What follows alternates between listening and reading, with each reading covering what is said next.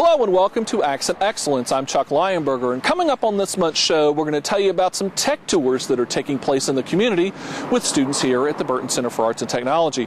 Also, we're going to tell you about summer camps that are taking place here at Burton. All this and much more coming up next on Accent Excellence. A little soap and water can go a long way. When you wash your car in a driveway, the soap, oil, and grease can flow into storm drains and pollute our rivers and streams. Always try to wash your car on the lawn. This will allow the water to soak into the ground. If you have to wash your car in a driveway, make sure the water drains onto your lawn and not a storm drain. Use a biodegradable soap. Dump your wash bucket in your sink or allow it to filter through the grass. It's easy to keep your car and our waterways clean by doing the right thing.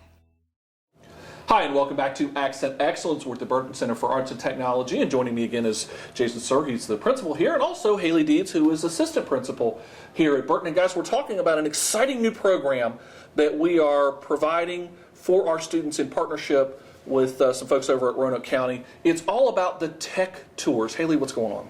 Tech Tour is, it came off of our General Advisory Committee as a subcommittee, and what we're doing is we've worked with Roanoke County Economic Development and 3 of our programs here, and we are setting up visits to various companies in the career pathways for the students to get real-world experience and just info. So Jason, this is just one more way that we are partnering with the Office of Economic Development over at Roanoke County to provide opportunities for our students to showcase technology-oriented jobs that are right here in the Roanoke Valley.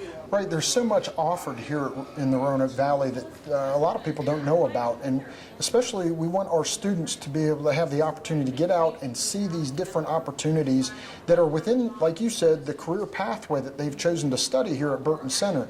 But those opportunities vary widely, and just the opportunity to get the students out to take a tour of a business or businesses that will let the students know what's available out there when they graduate, what they need to be working towards, whether it be just in high school or high school into college, furthering their training so that they're ready for the workforce. All right, so Haley, just recently we did the very first official tech tour. We had a couple of test tours earlier, but the very first official tech tour was this week over at Appalachian Power. Tell me about this event. Yes, on Friday we took 35 students from CIT and cybersecurity along with the 2 teachers, Mr. French and Mr. Worf, and we went to AEP, and AEP did a fantastic job setting up first a video and some informational stuff regarding their company, and then we went to 3 separate tour sites in the facility, and the students got to see what real world AEP looks like and what it takes to keep our lights on. And so the students were able to see that real world experience. Lots of great information about straight entry-level jobs, 2-year degree jobs, and then of course 4-year degree jobs. That was one of the things that the Appalachian folks were talking about. You noticed the tremendous and frankly very striking difference between jobs that they would have available for someone with a high school diploma versus jobs, high-paying jobs, available for students with just a 2-year degree. Huge difference. Huge. The 2-year degree, they had a vast amount of jobs available with the 2-year technical degree through Virginia Western, and they really sold that to the students. They also promoted the internship opportunities to our students, several of which students have inquired about already, and we'll communicate that information with them. Great opportunities. It really seems like for either of you that some of the students that were participating in this tech tour were either cybersecurity students or students doing network systems. To see what they're studying in the classroom and to see it in use in the real world was very eye-opening, not just for the students, but for all of us who were there on the tour. That's right, and many of the students are able to see that application and then be able to take that back to their classroom and understand how hard they need to work to make their dreams come true. If they're going to move on into that industry, whether it be with AEP or another company, they need to understand the fundamentals and learn that well while they're here at Burton Center, and our teachers prepare the students very well for that. Haley, one of the students that we spoke with kind of after the tour, we were speaking with him, and he said that this particular tech tour had really opened his eyes, and because of this event, he had planned to go get his 2-year degree in, I believe it was electrical engineering, and to possibly now seek a career possibly with Appalachian Power. It works, doesn't it? It does work. And one of the big goals of the tech tour is to expose them to both small and large companies, because it's not one size fits all. So we really want the tech tour to be an opportunity to see all the opportunities in the Roanoke Valley and find the one that works for them.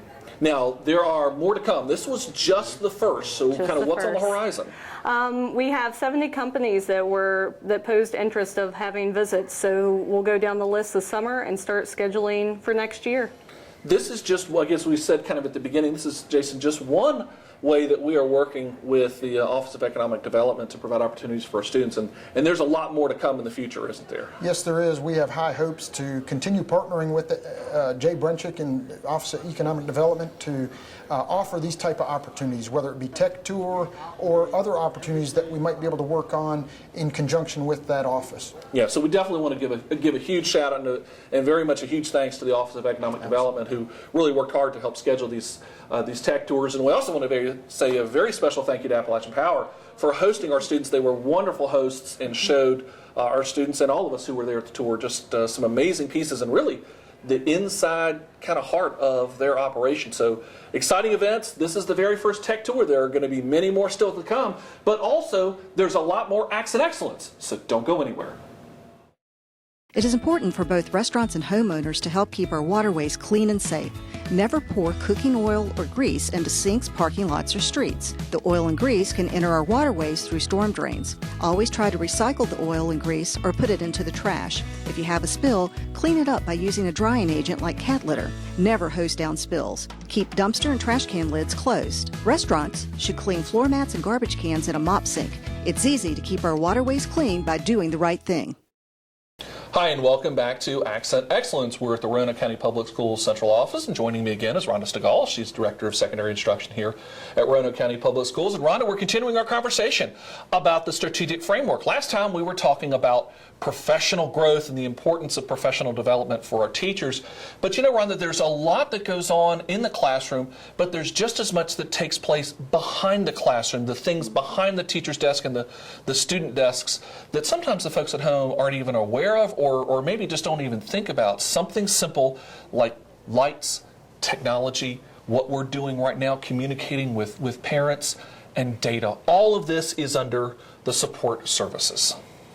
Yes, there is a lot. We have, just here at Central Office, we have a huge support staff where we offer support for teachers and administrators. And the whole idea of that is to allow them to focus on the students in their buildings and not so much to focus on the things outside. So that's our job and our roles. And we have instructional coordinators who help support the content information. We have directors who help guide the instruction. We have special ed staff here that helps with some of the problems and instructional strategies that we face there. There's a counseling group here that kind of helps support our counselors to take some of the back off of them. We have data people here who help run the data and analyze the data and then have conversations with the principals to try to take some of that work off of their load so they can focus primarily on their buildings. Yeah, and just talking about data for a minute, the data and the analysis of data has really revolutionized education. If you look back, 10, even 20 years ago, how much we know about students just through data.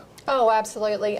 We track student data, and then we take that data and look at the longitudinal data, and we determine what are the needs for each individual child and the direction and the supports that we need to offer them and the instruction. So, all of our principals are looking at data. Their decisions that they make are based on data. The same thing with our teachers. They're looking at the formative assessment data and the SOL, the previous SOL data, and that's guiding their instruction. They're also taking the tests and the quizzes that they're giving.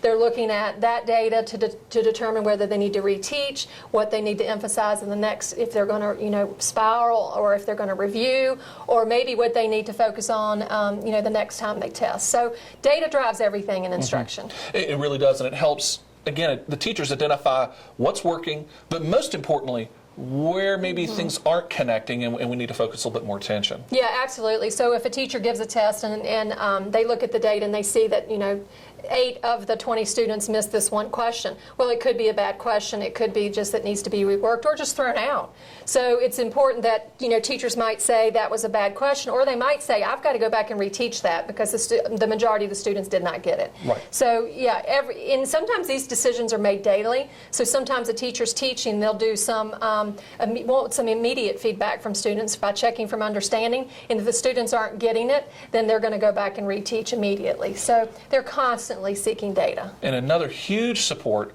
and you talked about getting data. Part of what helps us get that data is technology. For nearly a decade and a half now, we've had a very robust laptop program. Folks may remember it all started way back many, many years ago at Hidden Valley High School, and now has grown to include middle school, high school.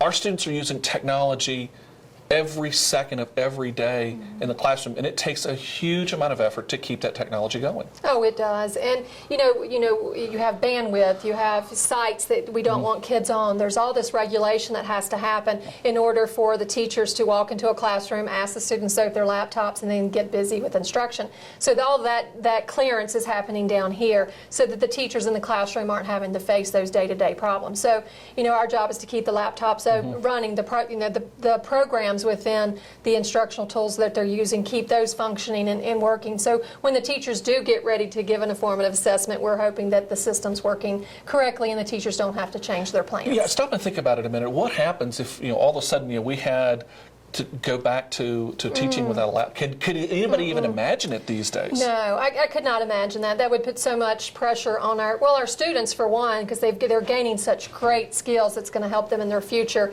in the jobs in college, whatever career path they choose, because most of our jobs today are connected with technology, so we're building that foundation for them. And then for our teachers, all their lessons are stored there, their tests and quizzes. I mean, it would really set us back a huge amount if we did away with technology, because that's just a part of our life now. And especially when you think about just something so simple as Blackboard.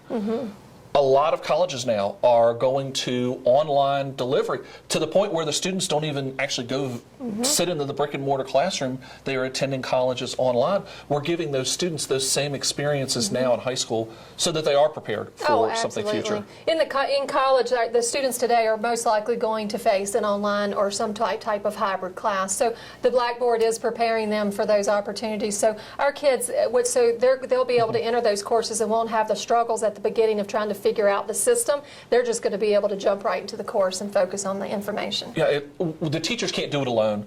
It takes a huge group of individuals, myself included, who support all of the learning that takes place in the classroom. And we want to thank all of the support services, kind of sometimes the unsung heroes that are there behind the classroom. So Ron, again, thank you for being with us, and folks, stay right there. More Accent Excellence is on the way.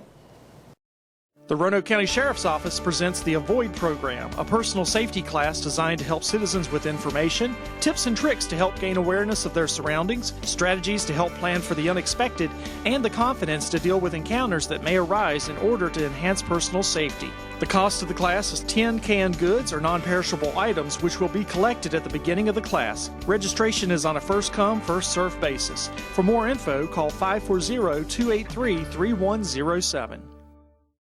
Hi, and welcome back to Accent Excellence. We're at the Burton Center for Arts and Technology, and joining me again is Jason Surrey, is the principal here. And Jason, it's almost summertime. We're very, very close to summertime, and you would think that would be a kind of a restful, calm time here at Burton, but that's anything from the truth, because there are a lot of camps that take place here at Burton. That's right. Right here at the end of the school year, we're ramping up interest in our programs by offering many different camps to upcoming 6th through 8th graders for this summer. And the camps span from right after when school lets out to all the way through near the end of the summer. Well, there are a lot of camps that are available, so I want to kind of walk through the list. And the first one up there is engineering. Engineering has a really keen interest for a lot of people.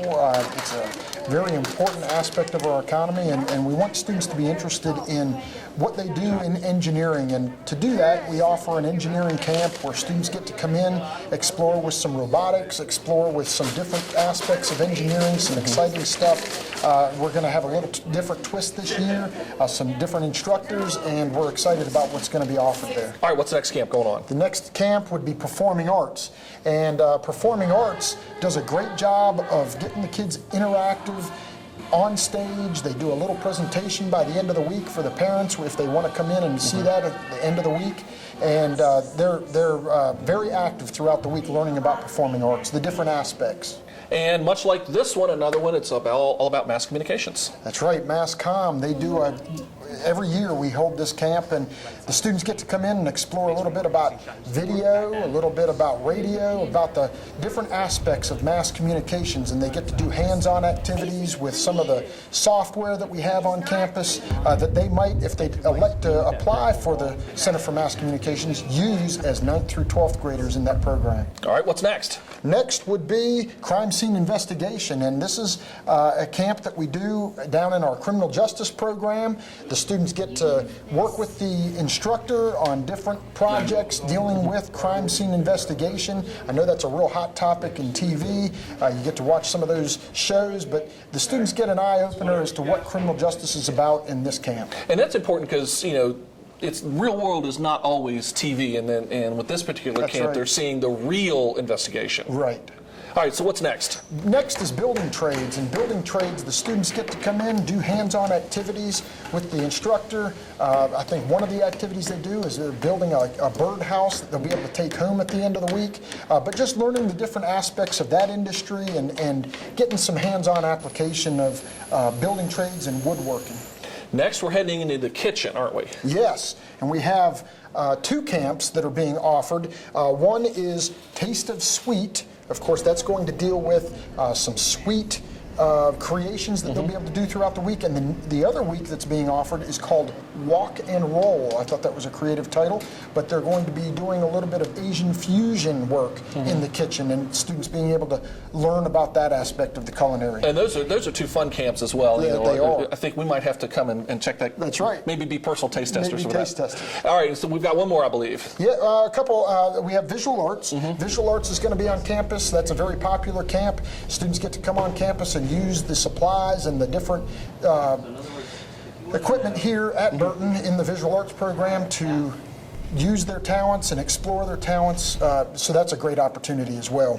And then our final camp. Then the last one is Design Maker. This is a camp that we've collaborated with the Thingamajigs Makerspaces. Yes. and done a great job of incorporating. That's a 2-week camp.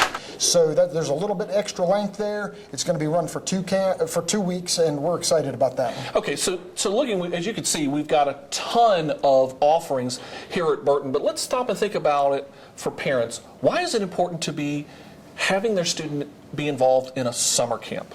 Well, I think it just gives the students an outlet. It gives them an opportunity to explore maybe something that they haven't had a chance to do in the past, and gives it to them in a safe, nurturing environment that's here at Burton.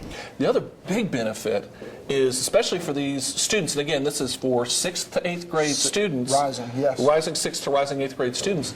If they are starting to show some interests in one or more of the possible programs here at Burton, these camps are a fantastic opportunity to get a taste. Absolutely. And, you know, the application process can be kind of tenuous at times because there's so many students interested, and these camps do give a great opportunity for students to explore that, and parents to kind of interact with their child and see if this is really something they want to pursue. Okay, so the applications for camps are open right now. How do parents apply? Well, find the application online. Also, students in grades rising 6th through 8th graders, the flyer has been sent to their home address, so they should be able to find that in the mail if it hasn't come already, and be able to fill that out and submit it as soon as possible. Now, there are some costs associated, but they're fairly reasonable. They are. Most camps are $75 for a full week. I say full week, it's a 4-day camp, 3 hours in the morning, starting at 9 a.m., running till noon. We do have one afternoon camp with building trades being offered in the afternoon, and then we also, with the Design Maker camp, it's going to be $100 because it's a 2-week camp. camp. A little bit longer. It's a great opportunity. Summer camps here at Burton, so now is the time. Go sign up. You can find that application online, or again, it's already been sent home with your child. So we look forward to all the summer camps. And Jason, thanks again so much for being with us. And we look forward to seeing you with more Accent Excellence still to come. If you would like to adopt a pet, did you know that you can also go to the RCACP website and their Facebook page to look at pets for adoption? It's easy to do. Simply go to their website at rcacp.org or visit their Facebook page. Both sites include information and pictures of animals waiting to be adopted. Help make a difference in the life of a pet today. Adopt from the Regional Center for Animal Care and Protection.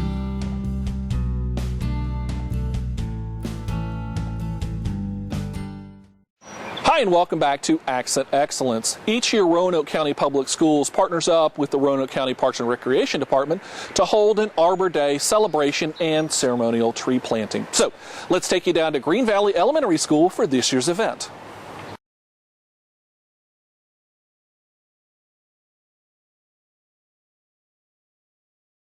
Welcome to Green Valley, guests, parents, and students. Welcome to our 2017 Arbor Day celebration. I'm Ashley McCallum. I'm the principal of Green Valley Elementary. We are honored to have been selected to present today's program. The students and staff have worked hard to prepare artwork. I invite you to come in and see all the artwork that they've made over the past few weeks, poetry and songs to celebrate this joyous occasion. Just another reason why Green Valley is unstoppable. I'd like to read a brief poem myself about trees to start our program today. Trees can be short, trees can be tall, whatever kind, I like them all. They give us oxygen, they give us air. We give them love, we give them care. We take care of each as if they were our own, from when they're a seedling to when they're fully grown. From berries to cherries, from apples to grapes, they give us different fruits and grow in different shapes. With their colorful leaves and long brown trunk, we know that the beautiful trees are not junk. They need water, soil, space, and light. We give them these things both day and at night. So today we all say a big round hooray for the tree special day, which we call Arbor Day. So I'd like to welcome our first guest, our school board representative for our district, Mr. Mike Ray.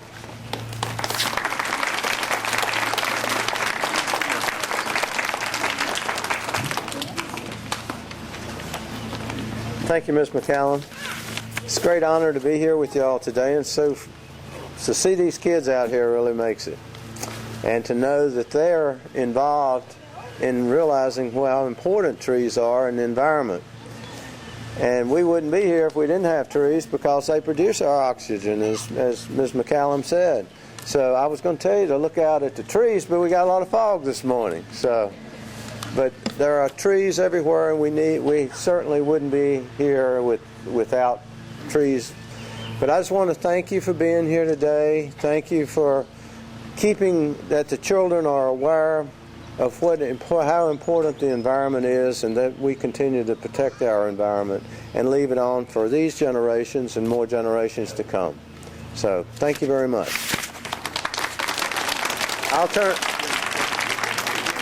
I'll turn it over to Mrs. Lindsay Webb of Roanoke County Parks and Recreation. This flag represents Tree City USA. Roanoke County has been a Tree City USA community for over 19 years, and we're very proud of this designation. It demonstrates that Roanoke County has met standards across the state, and it makes us very unique because we're only one of 3 counties in the state of Virginia that has obtained this designation. So we work with our regional partners, with Roanoke City, City of Salem, Benton, Roanoke County. We all work together to make sure that the trees that are planted in our community are great, and we all work together to make sure that they are taken care of and preserved. National Arbor Day Foundation was started it's been over 137 years since Sterling Morton started Arbor Day in Roanoke County. The Department of Forestry has helped provide funding today for these trees through the Virginia Trees for Clean Water Act. So I wanted everybody to give a big round of applause to the Department of Forestry for their community activism.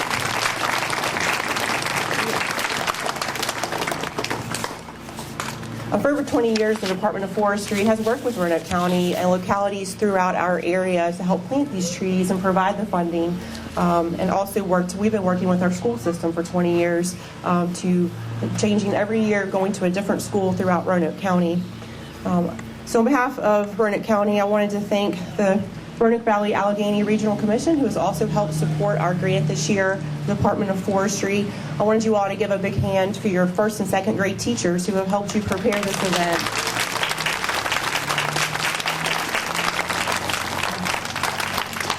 A big round of applause to Mrs. McCallum, your principal, for helping organize today. Everybody turn around and wave to Chris Lowe and say thank you for planting our trees and picking out our trees today. He's been out this morning helping plant the trees, so I want everybody to give a big thanks to him as well. So with that, I'm going to turn this over to Mr. McNamara, who's going to read our Arbor Day Proclamation for Roanoke County. Proclamation of Roanoke County declaring April 28, 2017 as National Arbor Day in the County of Roanoke. In 1872, J. Sterling Morton proposed to the Nebraska Board of Agriculture that a special day be set aside for the planting of trees. This holiday, called Arbor Day, was first observed with the planting of more than 1 million trees in Nebraska. 2017 is the 145th anniversary of Arbor Day, which is now observed throughout the nation and the world, and will be celebrated in Roanoke County today. Trees can reduce the erosion of our precious topsoil, cut heating and cooling costs, moderate the temperature, clean the air, produce oxygen, and provide habitat for wildlife. Trees are a renewable source, giving us paper, wood for our homes, fuel for our fires, and countless other products. Trees increase property values, enhance the economic vitality of a business area, and beautify our community. Trees, wherever they are planted, are a source of joy and spiritual renewal. We, therefore, the Board of Supervisors of Roanoke County, declare Friday, April 28, 2017 as National Arbor Day in Roanoke County, and urge all citizens to celebrate Arbor Day and to support efforts to protect our trees and woodlands. We urge all citizens to plant trees to gladden the heart and promote the well-being of this and future generations. Guys, you did great. Thank you.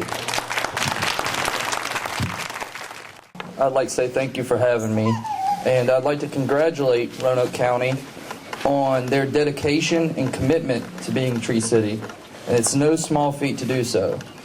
But we all know that trees provide us with many, many things, including the oxygen that we all need, but also they provide us with products for our school systems, for our educations that we so need, such as pencils, rulers, papers.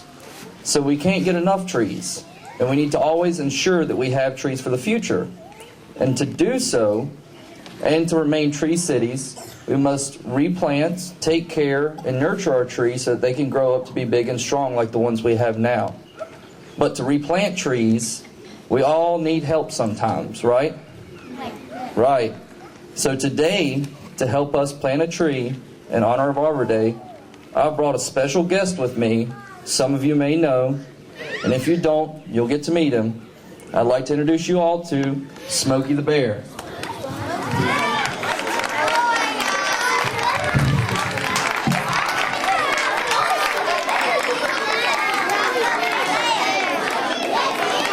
We're going to wrap up our program with planting a tree. We're going to gather around the tree where the shovels are.